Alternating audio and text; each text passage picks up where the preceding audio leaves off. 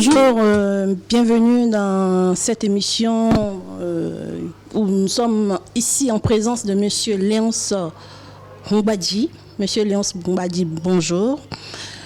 D'abord, je tenais à vous remercier par votre initiative concernant la Semaine de l'Afrique des solutions qui est en cours de préparation, en cours d'organisation. Et merci aussi de m'avoir associé à cet événement.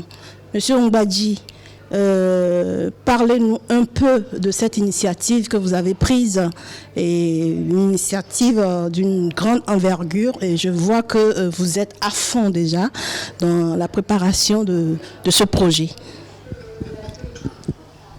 Merci beaucoup pour l'opportunité que vous me donnez pour vous donner des informations détaillées sur l'organisation de la Semaine de l'Afrique des solutions. Comme vous le savez, nous sommes partis d'un constat très simple.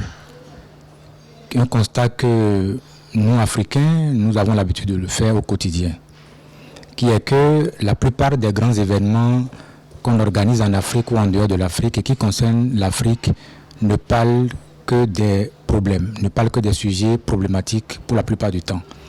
Lorsque vous prenez les conférences, les sommets, les grandes rencontres qui réunissent les grands acteurs, les puissances et autres, en Afrique ou en dehors de l'Afrique, souvent c'est pour évoquer des sujets problématiques, la guerre, la misère, la pauvreté, le chômage, la précarité, l'insécurité, le terrorisme, les coups d'État et autres.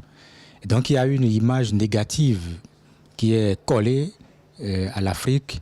Et cela se remarque très souvent dans les narratifs que vous voyez dans certains médias, dans certains milieux et dans d'autres pays. Et nous nous sommes posé la question de savoir ce que nous pouvons apporter comme solution alternative crédible pour changer cette image-là. Et nous nous sommes rendus compte que, oui, en Afrique, il y a des problèmes, mais qu'il y a aussi des solutions. Mais très peu de places leur sont accordées. On parle beaucoup plus des problèmes que des solutions. Il y a aujourd'hui beaucoup plus de moyens financiers pour promouvoir les problèmes en Afrique que de valoriser les initiatives porteuses de solutions. Nous proposons alors la Semaine de l'Afrique des solutions, dédiée aux entrepreneurs, aux médias et aux journalistes qui s'engagent, imaginent et mettent en place des solutions. L'activité en elle-même s'inscrit dans le cadre de la promotion du journalisme de solutions en Afrique et dans la diaspora. Parce que nous estimons que si nous voulons changer l'ordre des choses, il faut d'abord réinventer les médias en Afrique et dans la diaspora. Les médias ne peuvent plus continuer à opérer comme ils le font déjà depuis 30 ans, 20 ans. Avec l'avènement de nouveaux médias, notamment des réseaux sociaux, il faut réinventer les médias en Afrique. Et donc, nous proposons le journalisme de solutions.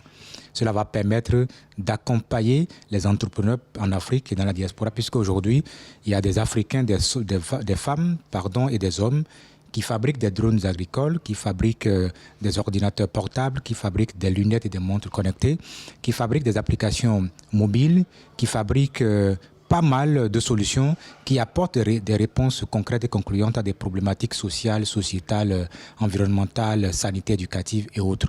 Et donc ce serait un moment fort de promotion, de valorisation de ces initiatives-là sur le continent. Nous avons au programme 5 formations.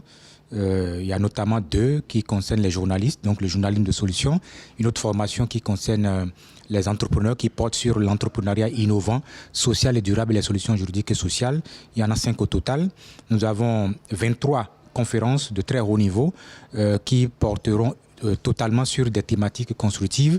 Au cours de cette semaine, il ne sera question que de solutions. Le mot problème ne sera pas évoqué parce que les problèmes en Afrique sont connus depuis des décennies. Et donc, il sera question que des solutions. Donc, nous avons 5 formations, 23 conférences. Et ce qui est une très grande première en Afrique et dans la diaspora, c'est que nous avons réussi à mobiliser plus de 700 médias et journalistes autour de l'activité. Nous avons pratiquement tous les médias qui nous accompagnent dans cette activité-là. Nous aurons aussi une cérémonie de récompense des meilleurs acteurs de solutions. Donc, nous avons 7 grandes récompenses dédiées aux journalistes, aux médias, aux entrepreneurs et autres. Nous avons d'autres activités. On aura le temps de rentrer dans le détail. Je vous remercie déjà pour cette introduction. Je vois que vous êtes accompagnée par Madame Linda de Lindsay. Madame Linda de Lindsay, pouvez-vous nous dire un peu quelle est votre approche face à cette organisation? Quel est votre rôle? Comment vous envisagez porter cet événement avec M. Bombadji? Voilà, merci Claire, si je peux le dire. Voilà, je vous remercie déjà de nous avoir contactés et bien sûr de nous donner votre canal d'expression afin qu'on puisse déployer un peu le bien fondé de cette belle semaine Afrique des solutions. Et j'ai été contactée par M. Léonce justement pour appartenir et accompagner l'événement en tant qu'expert dans l'organisation de spectacles. Donc je suis organisatrice d'événements, également journaliste aussi. Et donc c'est une initiative qui me touche personnellement et qui aussi aura un impact positif dans l'essor, l'évolution de l'Afrique dans le monde entier.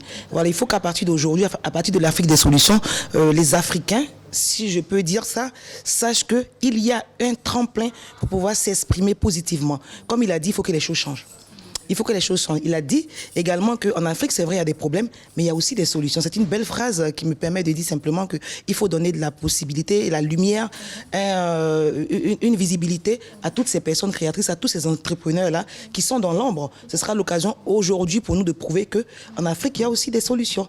Et moi, j'ai aimé l'initiative que j'accompagne à 100%.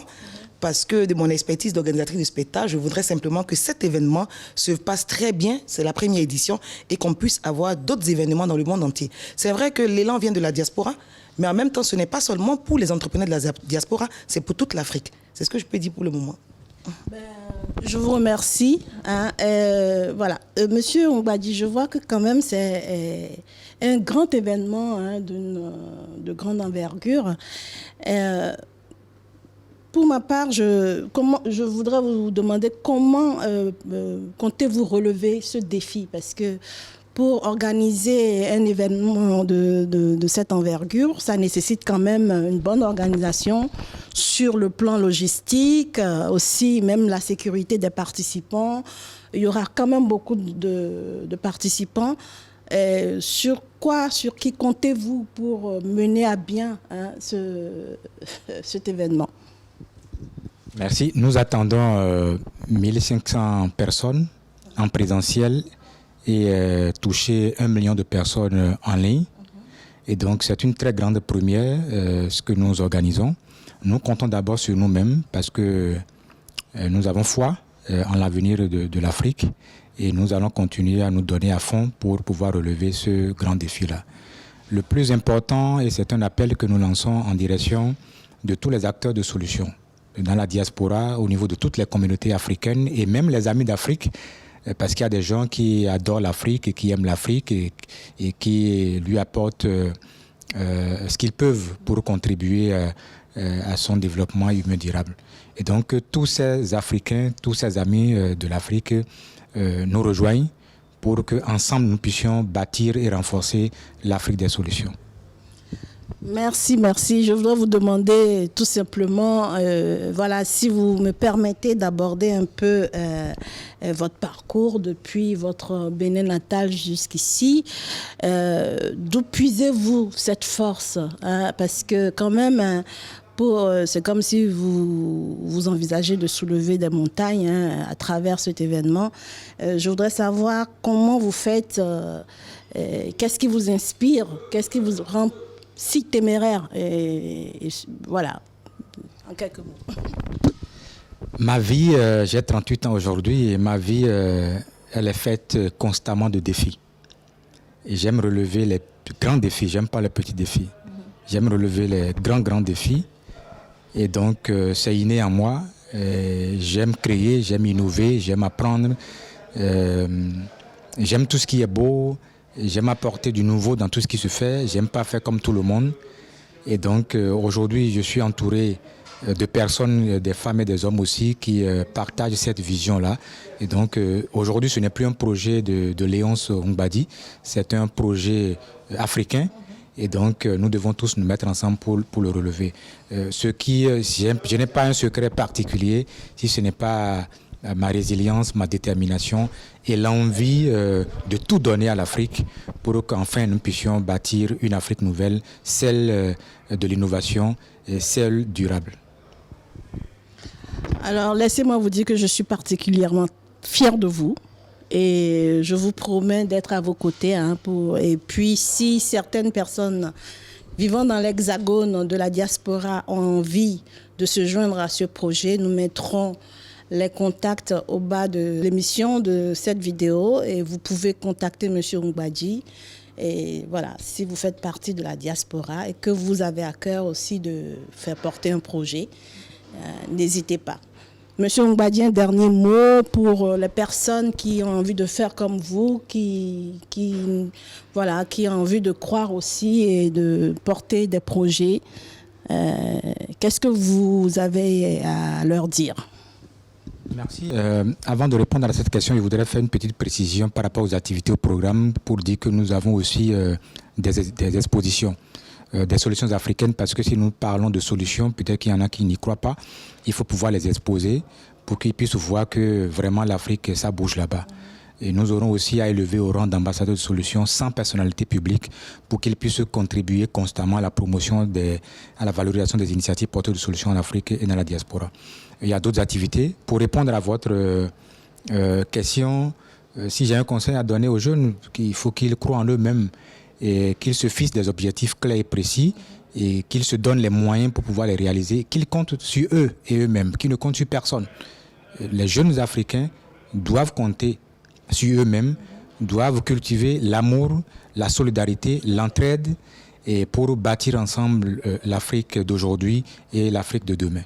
Donc c'est ce mot-là que je voudrais prononcer pour mettre fin à mon intervention. Merci.